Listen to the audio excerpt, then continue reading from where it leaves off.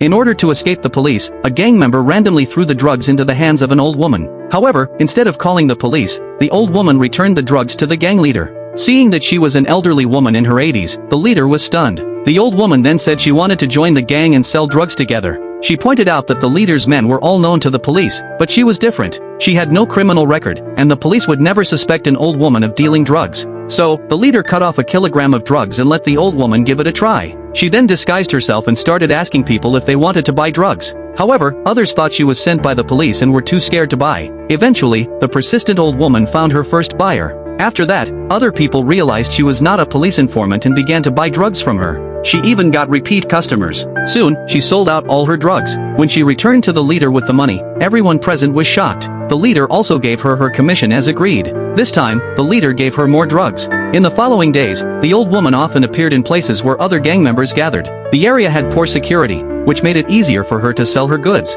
Within a few days, she became the biggest supplier there, and other people's drugs couldn't be sold. One day, she was stopped by other drug dealers. They not only took her goods but also robbed her of her money and threatened her not to sell there anymore. However, the old woman did not give up. She mixed eggs with the drugs and made them into small cakes. Then she invited a few of her friends to taste them at her home. Everyone said the cakes were delicious. With the cakes containing drugs, she began selling them. In just a short morning, all her cakes were sold out. She then returned to the leader with the money. But this week, she had already come 3 times. Her sales were higher than what the leader's men made in a whole year. The old woman wanted to increase her commission to 30%. The leader disagreed, but the old woman said she would find another supplier if he didn't agree. Reluctantly, the leader had to agree. Because the cakes contained drugs, many people became addicted. More and more people came to the old woman to buy cakes. This time, it only took 2 days to sell out again. So, the leader decided to give her even more drugs. But the old woman also knew that she couldn't do it alone. She invited the gang members who had robbed her to her home. At first, they looked down on the old woman, but after eating the cakes on the table,